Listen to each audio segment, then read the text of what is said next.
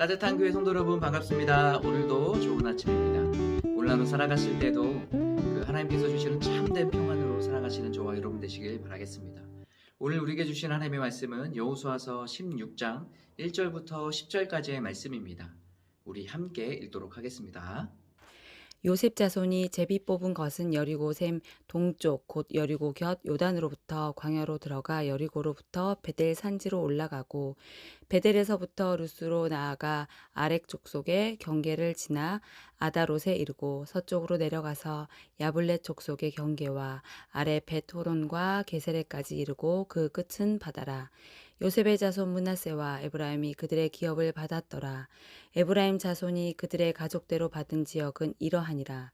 그들의 기업의 경계는 동쪽으로 아다롯 앗달에서 윗 베토론에 이르고 또 서쪽으로 나아가 북쪽 믹무다에 이르고 동쪽으로 돌아 다낫 실로에 이르러 야노아 동쪽을 지나고 야노에서부터 아다롯과 나아라로 내려가 여리고를 만나서 요단으로 나아가고 또 답부아에서부터 서쪽으로 지나서 가나신에 이르나니 그 끝은 바다라. 에브라임 자손의 지파가 그들의 가족대로 받은 기업이 이러하였고 그 외에 므낫세 자손의 기업 중에서 에브라임 자손을 위하여 구분한 모든 성읍과 그 마을들도 있었더라.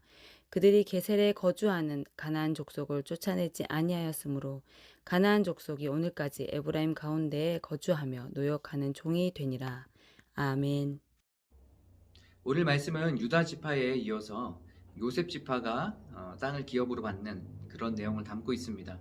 특별히 요셉 지파는 요셉의 자녀인 에브라임과 므낫세 이 두 지파가 함께 기업을 받게 됩니다. 우리가 알다시피 요셉은 굉장히 많은 시련과 역경이 있었지만 그럼에도 불구하고 끝까지 하나님을 의지하고 신뢰했기 때문에 하나님께서 그 요셉을 통하여서 이스라엘 백성들을 인도하시고 또 축복하여 주십니다. 이 요셉은 어려운 상황일 때에도 하나님을 찾고 또 주님께 의지했지만 총리가 되어서도 하나님을 잘 섬겼던 사람입니다.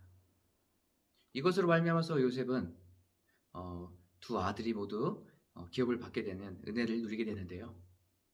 므낫세와 에브라임 중에 므낫세가 장자였지만 야곱은 에브라임에게 오른손을 얹어서 축복합니다. 보통 오른손은 장자에게 축복할 때 사용하거든요. 에브라임은 장자가 아니었지만 그런 축복을 받게 됩니다. 하지만 인구조사의 결과에 보면 첫 번째로 에브라임이 출애굽했을 때 당시에는 므낫세보다도 훨씬 많았습니다. 하지만 두 번째 조사에서는 므낫세가 훨씬 많아지고 에브라임은 더 줄어들게 되죠. 왜 이런 결과가 나왔을까 생각해 봤을 때 오늘 말씀에 빗대어 보면 에브라임이 왜 더 쇠퇴하게 됐는지 이것을 알게 되는 것 같아요. 첫째가 아님에도 불구하고 첫째에 대한 축복을 받았던 이 에브라임이 왜 인구가 더 줄어드는 현상이 일어났을까? 오늘 말씀 10절에 보면 이렇게 나와 있습니다. 그들이 게셀에 거주하는 가나안 족속을 쫓아내지 아니하였으므로 가나안 족속이 오늘까지 에브라임 가운데에 거주하며 노역하는 종이 되니라. 하나님께서는 분명히 너희들이 가나안 땅에 들어가서 그곳에 있는 주민들을 모두 진멸하고 내쫓으라고 말씀하셨습니다. 하지만 에브라임은 오늘 말씀해 보니까 그렇게 하지 않았어요. 그들을 별거 아니라고 생각하고 그들을 종으로 삼아서 우리가 더 누리면서 편안한 생활을 하면 되겠지라고 이렇게 생각했습니다. 이것은 바로 하나님의 뜻이 아니죠. 지금 에브라임 안에는 어떤 마음이 있는 거예요? 교만한 마음이 있는 것이에요.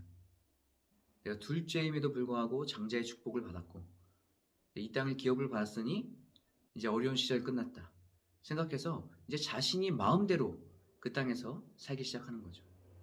하나님께서 이스라엘 백성들에게 가나안 땅에 있는 주민들을 다 진멸하고 쫓아내라 라고 하신 이유가 있어요. 그 이유는 그들이 우상 숭배를 했기 때문에 그래요.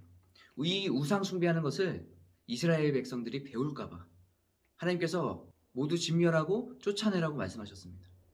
그럼에도 불구하고 이 에브라임은 자신들의 편의와 욕심과 교만 때문에 그들을 종으로 삼게 됩니다.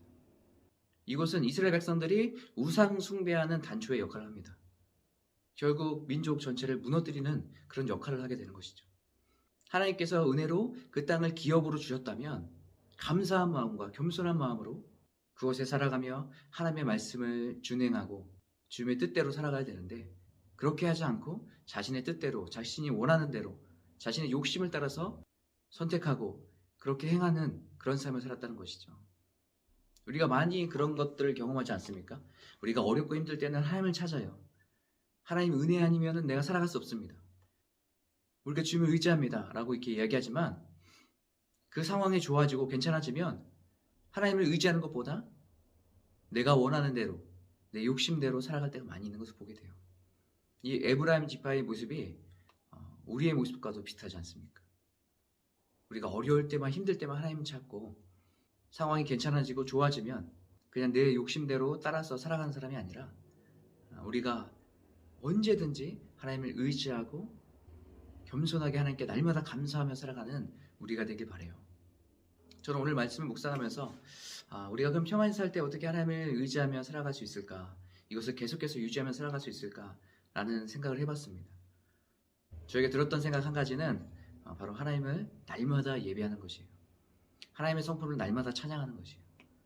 그리고 내가 매일매일 삶 가운데에 예배자로 서 있겠습니다라고 날마다 고백하는 그런 삶을 살아갈 때 하나님을 의지하고 찾지 않을까 생각되었습니다. 그래서 저는 오늘 하루 살아갈 때에 그 어느 때보다도 하나님을 예배하고 찬양하는 시간들을 가지려고 합니다. 사랑하는 성도 여러분, 우리가 하나님께서 주신 그 은혜를 잊어버리지 말고 늘 겸손하게 또 감사한 마음으로 하나님의 뜻대로 행하는 삶을 살아가시는 저와 여러분 되시길 바라겠습니다. 오늘 여러분과 함께 나눌 찬양은 주를 위한 이곳에라는 찬양이에요. 이 찬양 함께 나누고 기도하도록 하겠습니다. 주를 위한 이곳에 예배하는 자들 중에 그가 찾는 이 없어 주님께서 슬퍼하시네.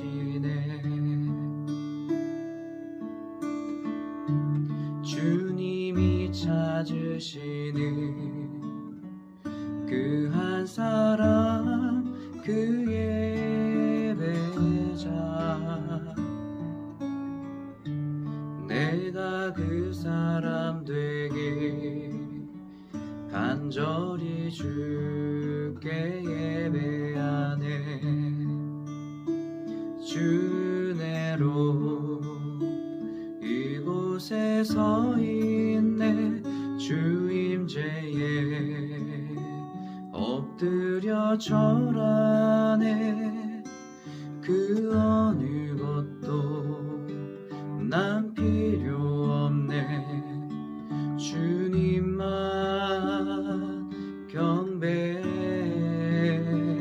주 은혜로 이곳에 서 있네. 주 임재에 엎드려 절하네. 그 어느 것도 난 필요 없네. 주님만 경배해. 주 은혜로 이곳에 서 있네. 주 임재에 엎드려 절하네. 그 어느 것도 난 필요 없네. 주님만 경배해. 주 은혜로 이곳에 서 있네. 주 임재에 엎드려 절하네. 그 어느 것도 난 필요 없네. 주님만 경배해.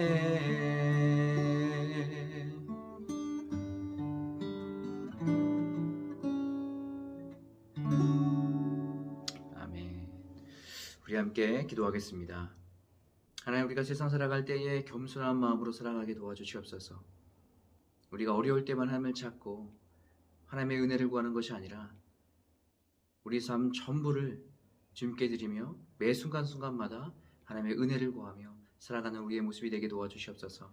그래서 하나님, 우리가 철저하게 하나님의 말씀에 순종하는 삶을 살기 원합니다. 하나님의 뜻대로 그 부르심대로 행하며 순종하는 우리의 삶이 되게 도와주시옵소서. 우리 성도들의 삶을 붙들어 주시고 오늘 하루도 하나님만 예배하고 경배하고 찬양하는 귀한 삶 살아갈 수 있도록 인도하여 주시옵소서. 오늘도 모든 것 주님께 맡겨드립니다. 예수님의 이름으로 기도합니다. 아멘.